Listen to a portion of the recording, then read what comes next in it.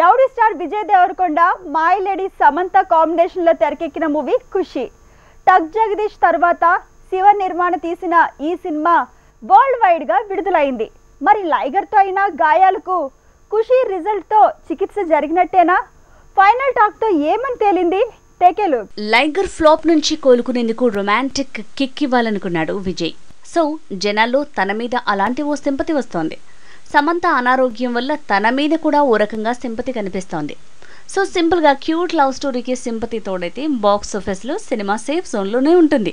మరి ఖుషీకి ఆ formula work out అవుతుందా అనే డౌట్లు రేజ్ అవుతున్నాయి. ఖుషీ మూవీ కథ చూస్తే కశ్మీర్కి పని నిమిత్తం వెళ్లే హీరో పాకిస్తానీ అయిన అమ్మాయి ప్రేమలో పడతాడు. తనని ప్రేమలో పడేస్తాడు. ట్విస్ట్ ఏంటంటే తను ఓ బ్రాహ్మణ్ అవటం, ఇద్దరి వైపు పెద్దలు పెళ్లికి నో చెప్పడంతో అయినా సరే అని పెళ్లి చేసుకుంటారు. మరి కలిసి బాగానే ప్రయాణం చేస్తారా? పెద్దలు చెప్పినట్టు కలిసి ఉండటం కష్టమనే మాటే నిజం చేస్తారా?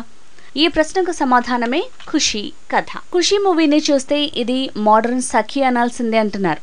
మణిరత్నం ఫ్యాన్ అవటం వల్ల తన సినిమా కథల్ని ప్రేరణగా ఇంతవరకు మూవీస్ తీస్తూ వస్తున్నాడు శివ నిర్వాణ. ఇప్పుడు అదే చేశాడు కానీ చేతులు కాల్చుకున్నాడంటున్నారు. ఖుషీలో విజయ్ దేవరకొండ సమంతల పర్ఫార్మెన్స్ కి వంకబెట్టలేమనే మాటే వినిపిస్తోంది. మ్యూజిక్ మ్యాజిక్ చేస్తోంది. ఎటొచ్చి కథనం విషయంలోనే ఇది సఖీకి బాంబే సినిమాల కథలకు యావరేజ్ వర్షన్ అనే మాటే వినిపిస్తోంది. ఖుషీ మూవీ ఫస్ట్ హాఫ్ ఊపేస్తే సెకండ్ హాఫ్ డైలమాలో పడేసేలా ఉందనే మాటే వినిపిస్తోంది.